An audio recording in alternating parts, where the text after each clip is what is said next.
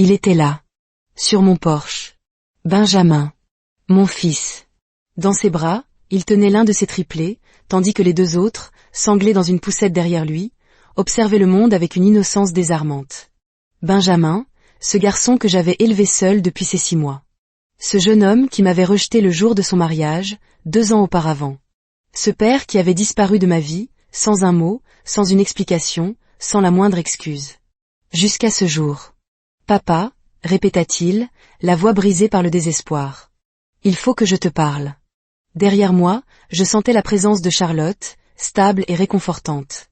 J'entendais les chuchotements de ses enfants, mes beaux enfants, Samuel, Amélia, Olivia et Emma, qui observaient la scène depuis différents points de la maison, conscients de la gravité du moment sans en saisir toute la portée.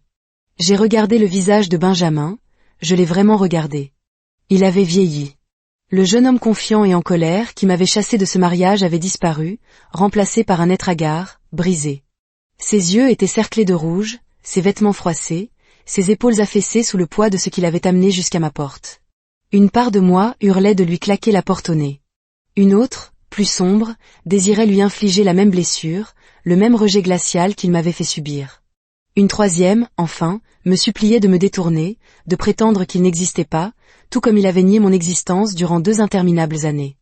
Mais les bébés. Ces 3 bébés innocents qui regardaient autour d'eux avec de grands yeux curieux.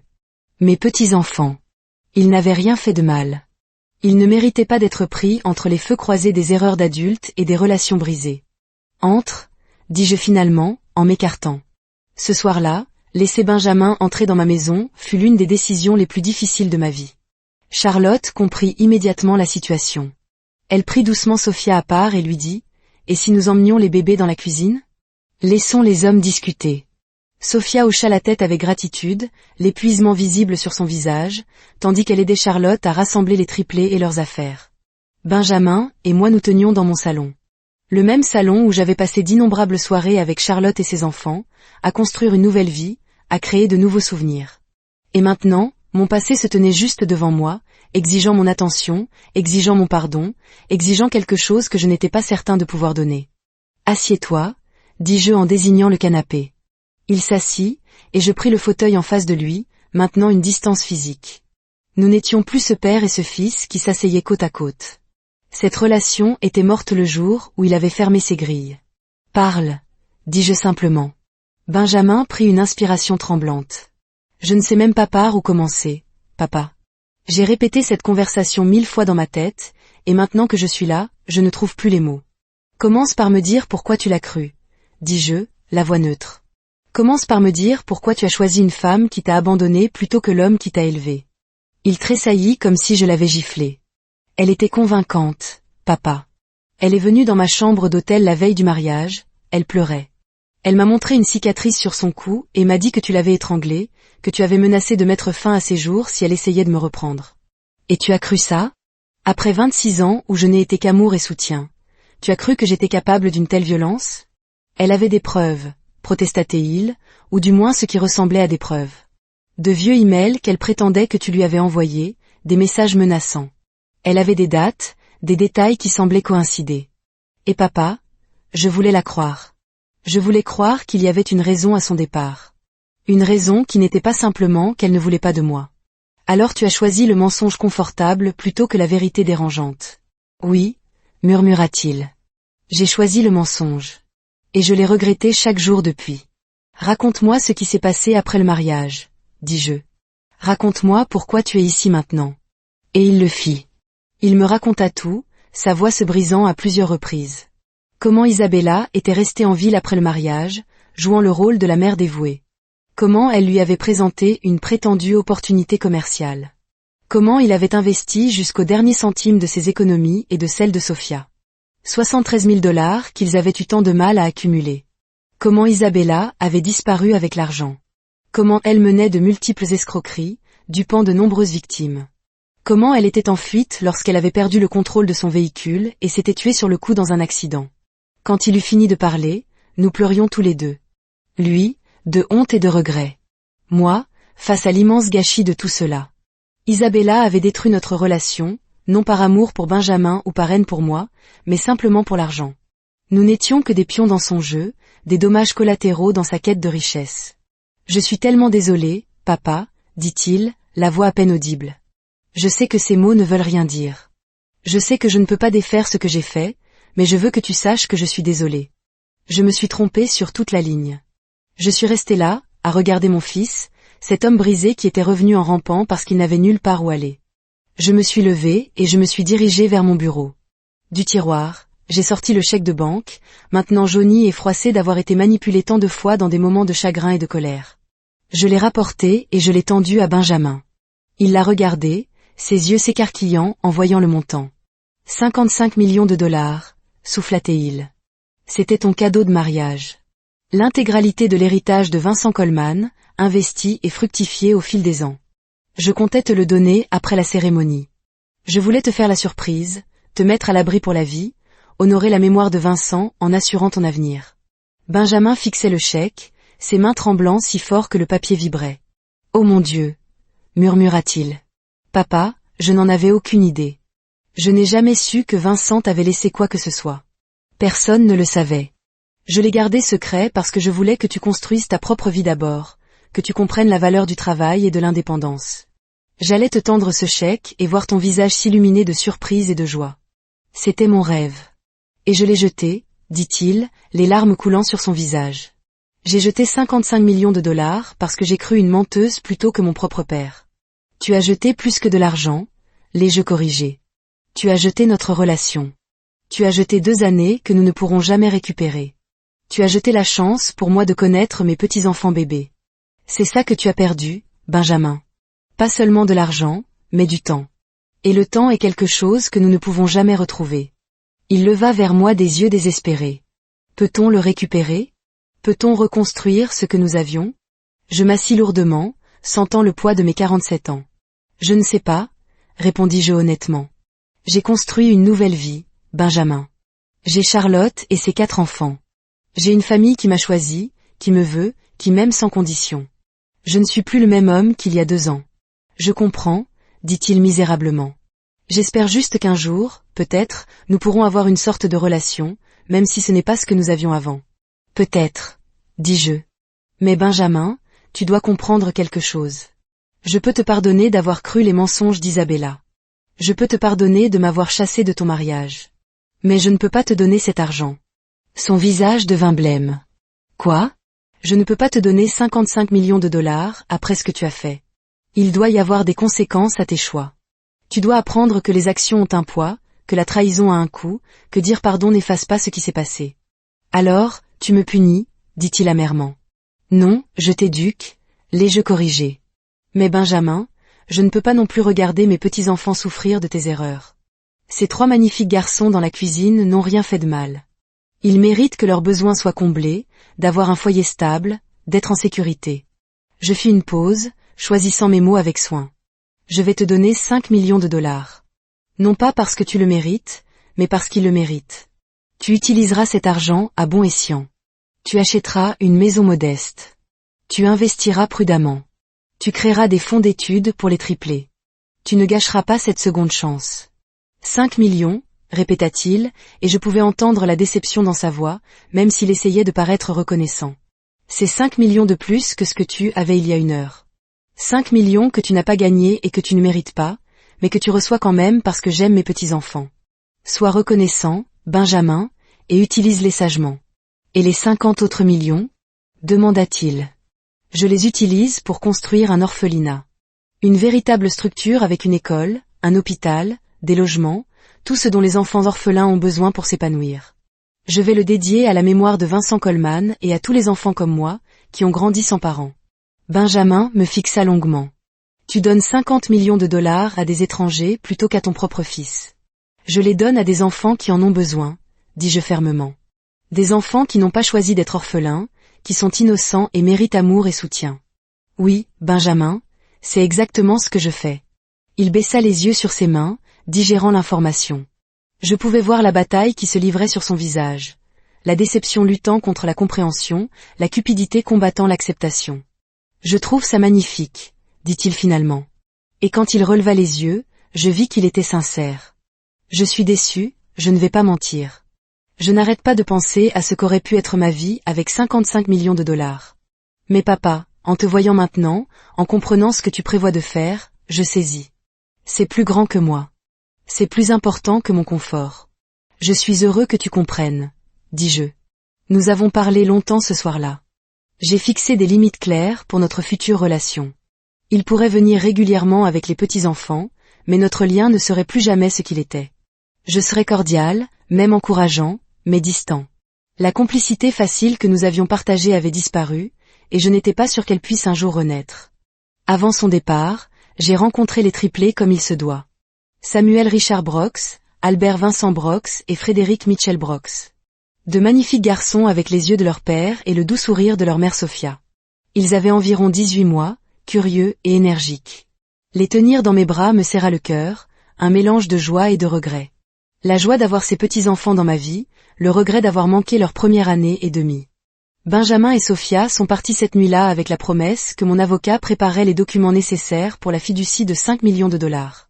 Tandis que je regardais leur voiture s'éloigner, Charlotte vint se tenir à mes côtés, glissant sa main dans la mienne. « Tu as fait ce qu'il fallait » dit-elle doucement. « Vraiment ?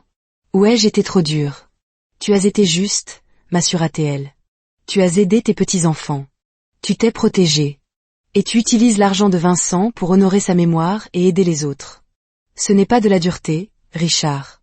C'est de la sagesse. » Les semaines suivantes, je me suis jetée à corps perdu dans la planification de l'orphelinat. J'ai engagé les meilleurs architectes, consulté des experts de la protection de l'enfance et trouvé un terrain parfait en périphérie de la ville. La vision était ambitieuse mais réalisable, un vaste campus pouvant accueillir jusqu'à 200 enfants. L'établissement aurait des dortoirs conçus pour ressembler à des foyers plutôt qu'à des institutions, avec de petits groupes d'enfants vivants, avec des parents de maison dévoués. Il y aurait une école entièrement équipée, de la maternelle à la terminale, avec de petites classes et un soutien spécialisé pour les enfants ayant subi des traumatismes. Il y aurait des aires de jeu, des terrains de sport, un centre artistique, une salle de musique, une immense bibliothèque, des potagers où les enfants pourraient apprendre à cultiver, des ateliers où ils pourraient acquérir des compétences pratiques. Je voulais que chaque enfant qui franchirait ces portes se sente en sécurité, aimé et soutenu. Je voulais qu'ils sachent qu'être orphelin ne signifiait pas être indésirable ou indigne. Je voulais leur donner tout ce que je n'avais jamais eu. Je l'ai nommé le Centre Vincent Coleman pour l'enfance. Benjamin venait régulièrement avec Sophia et les triplés. Fidèle à ma parole, j'avais mis en place la fiducie de 5 millions de dollars avec des conditions strictes. Il acheta une belle mais modeste maison de 4 chambres dans un bon quartier scolaire. Il investit 3 millions de manière conservatrice, vivant des intérêts pour compléter son salaire. Il créa de généreux fonds d'études pour chacun des triplés. Il se montrait responsable, et j'en étais heureux. Mais notre relation est restée exactement ce que j'avais dit qu'elle serait. Cordiale, mais distante. Nous échangions des banalités. Je jouais avec les bébés. Il me tenait au courant de son travail et de ses finances. Mais la chaleur facile, l'amour inconditionnel, la confiance profonde que nous avions partagée, tout cela avait disparu. Chaque fois que Benjamin me regardait, je voyais le regret dans ses yeux. Il savait ce qu'il avait perdu. Il avait entrevu 55 millions de dollars et comprenait que ses choix lui avaient coûté une fortune. Mais plus encore, il avait perdu la proximité que nous avions autrefois. Environ 8 mois après le retour de Benjamin, Charlotte et moi avons eu une conversation sérieuse un soir. « Richard, dit-elle en prenant ma main, je veux t'épouser. Pas seulement vivre ensemble comme des partenaires, mais être légalement mariés. Je veux être ta femme, et je veux que tu sois mon mari. » Les larmes me sont montées aux yeux. « Charlotte, j'en serais honorée, mais en es-tu certaine ? Tu sais que ma situation est compliquée. Tout le monde a un bagage, dit-elle simplement. Mais Richard, tu nous as tant donné, à moi et à mes enfants. Tu nous as aimés sans réserve. Tu as été un père pour mes enfants quand tu n'y étais pas obligé. Je veux rendre cela officiel. Je veux que le monde sache que tu es à moi et que je suis à toi. Alors oui, dis-je en la serrant contre moi. Oui, je t'épouserai, Charlotte Foster. Nous nous sommes mariés 3 mois plus tard, lors d'une simple cérémonie à la maison. C'était intime, juste ses enfants, quelques amis proches, et oui, Benjamin avec sa famille. Je l'ai invité parce que cela me semblait juste, parce qu'il était toujours mon fils malgré tout. Mais ce sont les enfants de Charlotte qui se sont tenus à nos côtés. Samuel, grand et beau à 17 ans, était mon témoin. Amelia, Olivia et Emma étaient les demoiselles d'honneur de Charlotte. Ils ont prononcé des discours sur notre amour, sur leur bonheur que leur mère ait retrouvé la joie, sur leur gratitude de m'avoir comme père. Benjamin était assis dans l'assistance. Lorsque nos regards se sont croisés, j'ai vu une expression complexe sur son visage. Du bonheur pour moi, oui, mais aussi de la tristesse. Il regardait son père fonder une nouvelle famille. Une famille où il était un invité plutôt qu'un personnage central.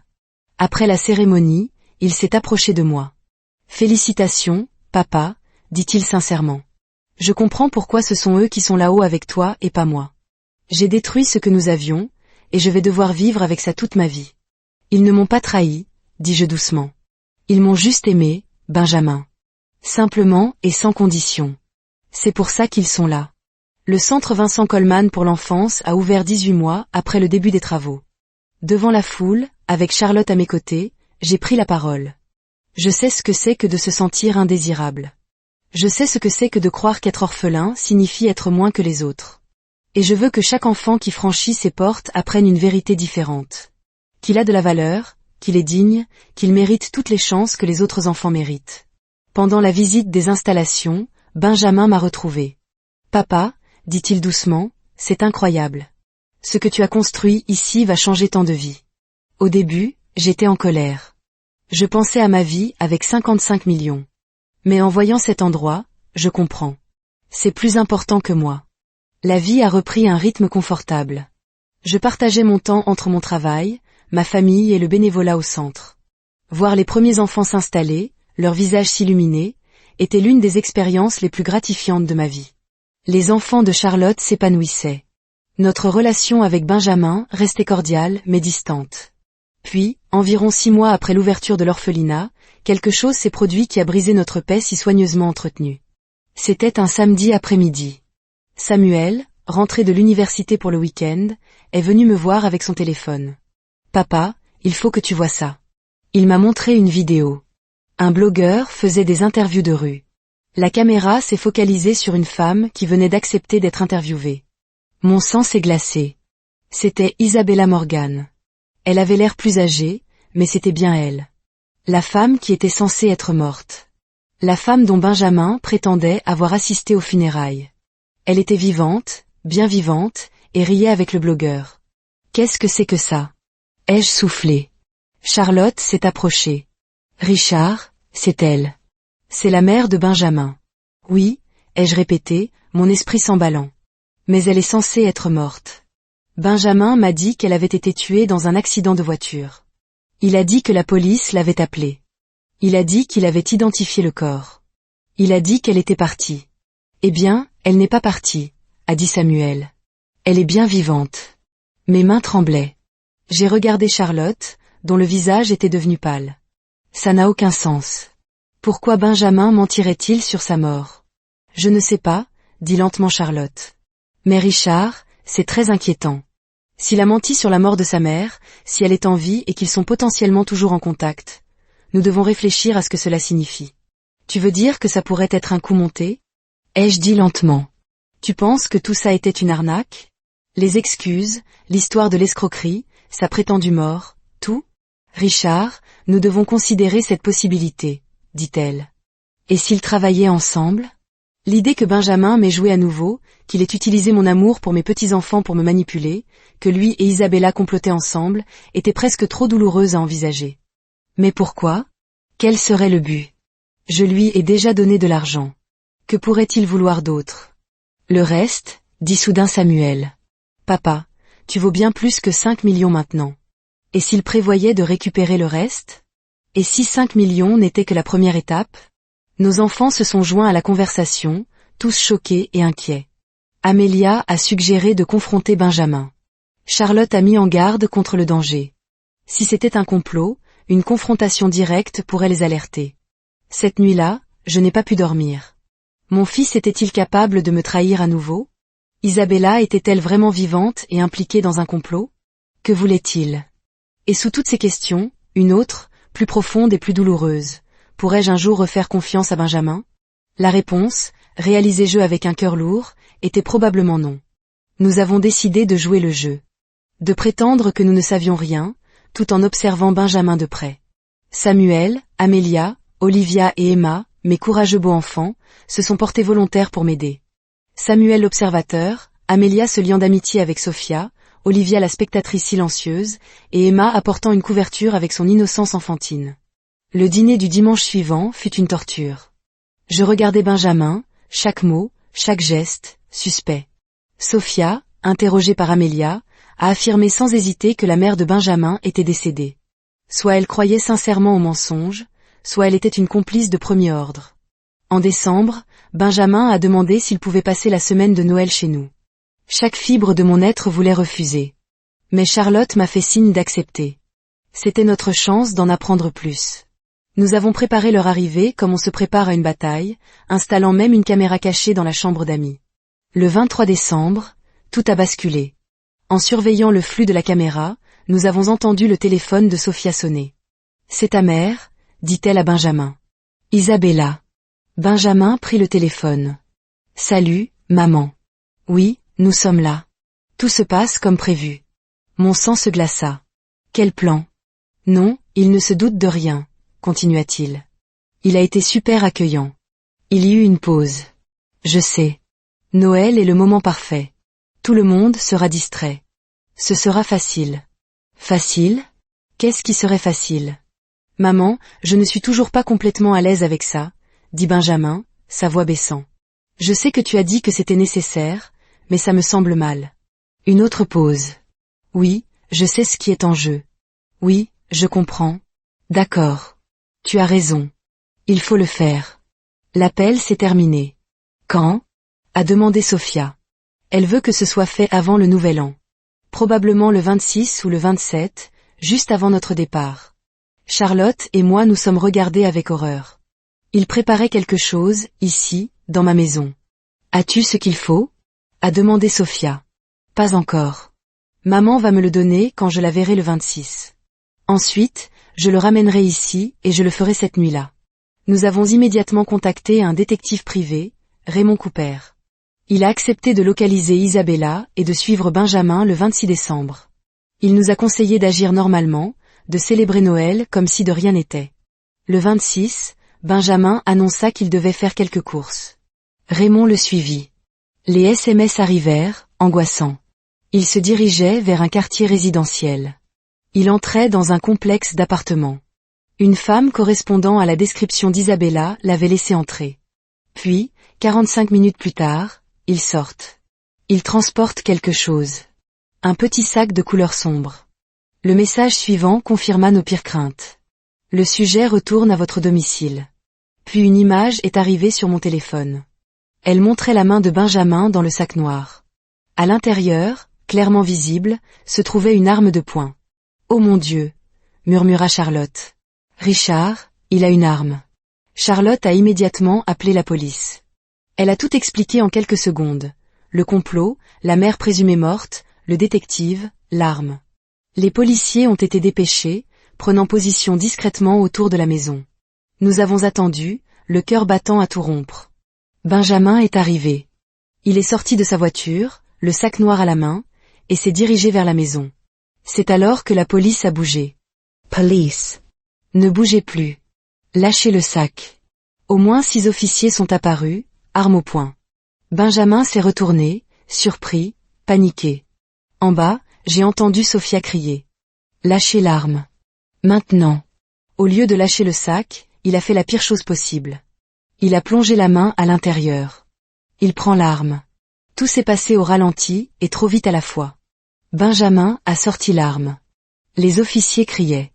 Benjamin hurlait, « Restez loin de moi ». Il n'a pointé l'arme sur personne, mais l'a levée vers sa poitrine. Les policiers ne pouvaient pas connaître son intention. Ils ne pouvaient pas prendre le risque. Un coup de feu. Le son a claqué dans l'air de l'après-midi. Le corps de Benjamin s'est effondré sur le sol. Je suis resté figé à la fenêtre, regardant mon fils gisant sans vie dans mon allée, une mare de sang commençant à s'étendre sous lui. Sophia a jailli de la maison, ses cris primaires déchirant le silence. Je savais, avant même l'arrivée des secours, que mon fils était mort. Mon seul fils biologique, que j'avais élevé seul. Le jeune homme qui m'avait trahi 2 fois et que je surveillais comme un criminel était mort dans mon allée. Les heures suivantes furent un brouillard de questions de police, de déclarations, de larmes. Les enfants de Charlotte étaient traumatisés. Et moi, j'étais anesthésiée. J'avais appelé la police. J'avais pensé qu'il allait me faire du mal. Et maintenant, il était mort. Les funérailles eurent lieu 5 jours plus tard. Sophia était là, un fantôme vidé par le chagrin. Les triplés, trop jeunes pour comprendre, demandaient quand leur papa reviendrait. 2 mois après la mort de Benjamin, la police a finalement rendu ses effets personnels. Son portefeuille, ses clés, et son téléphone. Charlotte m'a suggéré de regarder, espérant y trouver des réponses. Je ne pouvais pas. J'ai demandé à Samuel de le faire.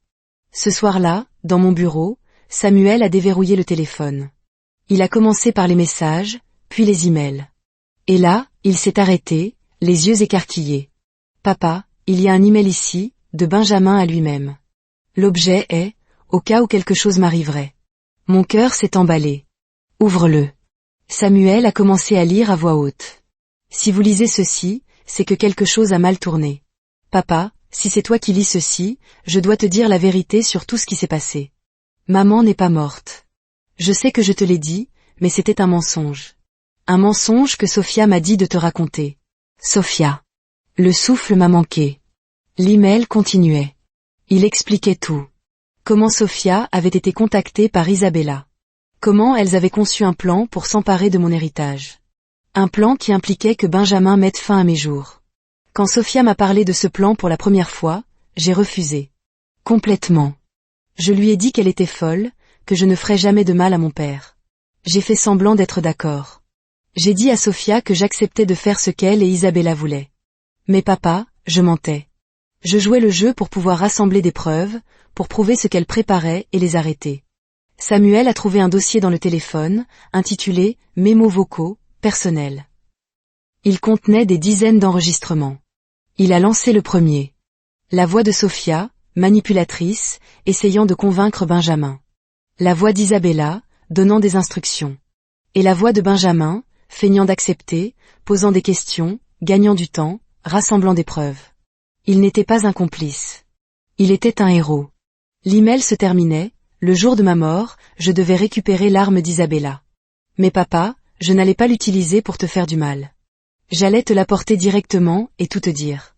J'allais te faire écouter tous les enregistrements, te montrer toutes les preuves, et nous allions aller à la police ensemble. L'arme était une preuve. Si vous lisez ceci, cela signifie que je n'ai pas réussi à vous expliquer. Cela signifie que quelque chose m'a empêché de vous dire la vérité.